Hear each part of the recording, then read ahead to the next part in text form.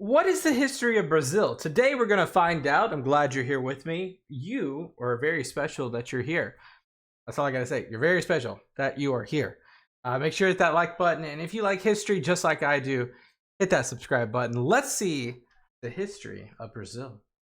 Off your brand new website is brought to you by Squarespace. Use the offer code Suibhne to get 10% off your brand new website. In 1493, Genoese sailor Christopher Columbus returned to Spain with news of undiscovered islands, later recognized to be the New World. 5 years later, Portuguese sailor Vasco da Gama successfully rounded the Cape of Good Hope and found a southern route to India. The age of exploration had begun. And the age of exploration really came about because of the siege of Constantinople in 1453, meaning there had to be an alternate route to the Southeast Indies for the trade. You can take the Muslim history for that. That's pretty commonplace knowledge. That is why the age of exploration happened. Christopher Columbus returned, and Vasco, what's his name? Let's go back. Good Hope and found 5 years later, Portuguese sailor Vasco da Gama. Vasco, not Pasco. Successfully rounded the Cape of Good Hope and found a southern route to India. The age of exploration had begun. The two rival kingdoms met together and drew two lines on the globe dividing the world into two spheres, with monopolies granted to a Portuguese half and a Spanish half.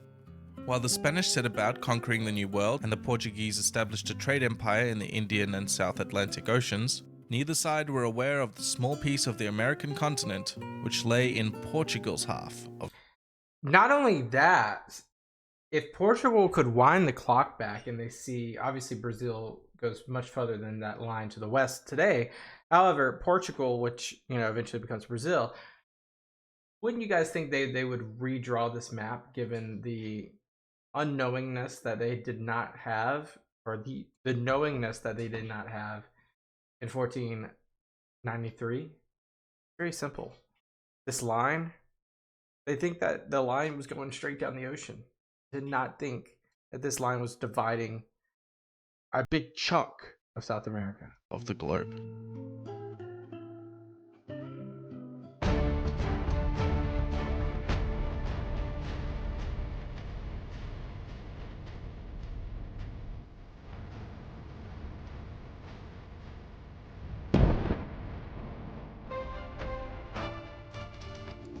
Here we go.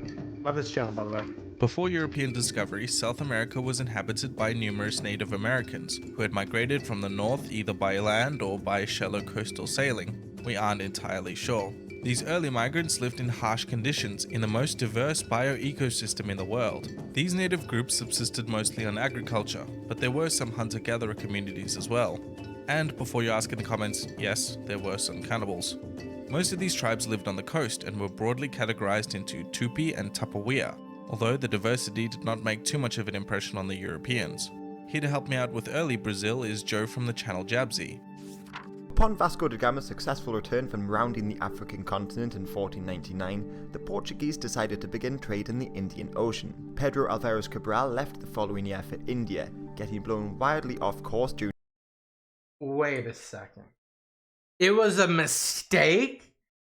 They found Brazil by pure chance? That is something I did not know. Wow. In his southward voyage, he sighted land on the 22nd of April 1500. Bro was way off course. And a few days later landed at Porto Seguro. They named the locals they met as Indians, just like the inhabitants of the West Indies. But although nearly 95 times its size, Brazil's population was just short of Portugal's at just under 3 million. This land was east of the Tordesillas line, and so was declared for Portugal. The locals traded with the Portuguese for pau-brasil, a wood with a red dye used in Europe, but the trade post was seen as largely inferior to the colonies in Africa and India. However, when the French began importing Brazil wood themselves, Portugal made a more concerted effort to settle in the area. And for the second part of this collaboration, visit my channel at Jabsy, with the link on screen or in the description box below. Early Brazil was divided into 15 colonies and granted to wealthy Portuguese elites. We gotta pause. Maranhão, Rio Grande, Pernambuco, Todos os Santos, Goiás, Porto Seguro, Espírito Santo, Sao Tome and then a bunch that do not have names. The only successful one, however, was South Vincent Island, which made a moderate profit buying native slaves. So the failing colonies were returned to the Portuguese crown in 1549 and a governor was appointed. Merchants and missionaries were the first to settle. They built a capital city, Salvador, and began trading in the Todos os Santos Bay. Salvador. Who's that named after? Gosh, guys, you guys know. Put in the comments who Salvador's named after. This has to be the same Salvador that eventually becomes of the country El Salvador, of the capital city San Salvador. Gotta be, right? Mostly in the new cash crop, sugar. To help promote the economy, a group called Bandeirantes was sent to explore the land for minerals and slaves, which increased settlement for the export economy. Slaves became more valuable as natives died from European diseases in large numbers. Missionaries were also very active at this time, mostly Catholic Jesuits who founded the city of Sao Paulo as a missionary school just a few kilometers inland from São Vicente. Another bay, Port January, was established as a French colony called Vilcanhão Island, before the Portuguese kicked them out and renamed it São Sebastião do Rio de Janeiro. When Portugal got busy during a succession crisis in Europe, the newly independent Dutch Republic very briefly swooped in and took over large parts of the colony. It didn't last long, but it did inspire. Really? The Dutch had a say in Brazil at some point? Did not know that. Them to put more resources into settling Dutch Guiana. The Atlantic slave trade was kicked off by the Portuguese, buying them on the coast of Africa and importing them to Brazil where they were sold to plantation owners. More than 40% of all African slaves were imported to Brazil. For comparison, just under 5% were imported to the United States.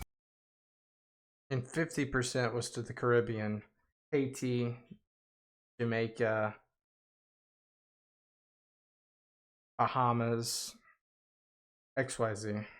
And you see how it's like forming a triangle.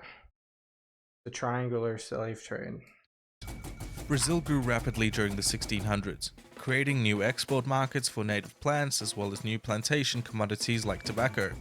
The system was held together by the Royal Fifth, when 20% of all minerals, crops and other products went directly to the Portuguese crown, accelerating the establishing of public offices like tax collectors, accountants and governors. When gold was discovered in the 1700s, the slavery economy boomed, and exploration of the interior was accelerated to look for new minerals. They opened up new markets to trade with the Spanish Empire and the Rio de la Plata, but when this area became overrun with pirates and smugglers, the Spanish and the Portuguese met to establish a shared border control in 1750. That's right, Peru used to be huge, guys. It used to be huge, I know that. And then, of course, this area is largely Argentina, Uruguay, Paraguay, and Chile nowadays. Brazilian culture was becoming increasingly more diverse. Europeans, Indians, and slaves met to form mixed-race groups called pardos, such as the mulattos, cafuzos, and mestizos, with countless numbers of Creoles and ethnic identities. Brazil was to become much more important to the Portuguese crown in the 1800s, thanks in large part to Napoleon. When the Iberian Peninsula was invaded and occupied, the royal family legged it to Rio, where they set up the government during the war. Really? So, when Napoleon occupied Iberia, mainly Spain, and put his brother on the throne, and then he also threatened Lisbon under siege at one point, was the throne Bourbon? Because the throne for Spain was Bourbon. Interesting stuff here. After returning to Lisbon, the king's son, Prince Regent João, declared Brazil independent and crowned himself emperor. A brief independence war ensued where the Portuguese found themselves battling not only the Brazilian army, but also thousands of civilian militia. Sounding familiar? You say. Which, of course, I mean, all rebellions and revolutions sound the same. You can say the same thing about the French Revolution, the Mexican Revolution, the first Russian Revolution, continuous revolutions, guys. It's very similar. The Empire of Brazil, however, failed to enact the changes that the wealthy landowners and the liberal elites had overthrown the Portuguese for in the first place, and so the nation was plagued by socialist insurgencies, slave rebellions, and even a republican movement in the Rio Grande do Sul, supported by the Italian nationalist Giuseppe Garibaldi. They spent thousands on wars with the newly independent South American nations as well. Investment in Brazil showed no signs of slowing down. Coffee, which grew extremely well in the Brazilian climate, became the new cash crop, as well as markets in timber and rubber. Eventually, the rate of immigration to Brazil was so high that it obviated the need for slaves, and the practice was ended in 1888. The empire came to an end inspired by the ideals of republicanism and the Enlightenment, and soon a military coup placed Deodoro de Fonseca as the country's first president, the United States of Brazil. Jebzi, whom I collaborated with on this project, covered over on his channel the Vargas era as well as the military dictatorship that followed, which led Brazil into the 21st century. So check that out when you're done here. Brazil is not a simple nation. It is full of social struggles, an amazing triumph of nationalism, a complex political structure, and a nation at the top of the ladder of the world's most popular game, football. Your website need not be complicated. Squarespace makes building a website immense. Wait, did we just jump right into the ad? Okay, that's it. Wow. Okay, cool. Guys, real quick, let's look at this real quick. So the United States of Brazil. That's what it's called today. The United States of Brazil. My Brazilians watching. Let me know if that's, you call it Brazil, you call it Estudos de Brazil. What do you call it? I'm kind of curious there. Obviously, guys, there's also another video on our channel called like the different regions of Brazil, which is highly debated when it comes to the accuracy of such, because there was a lot of claims there and certain economical and traditional cultural differences between the different regions.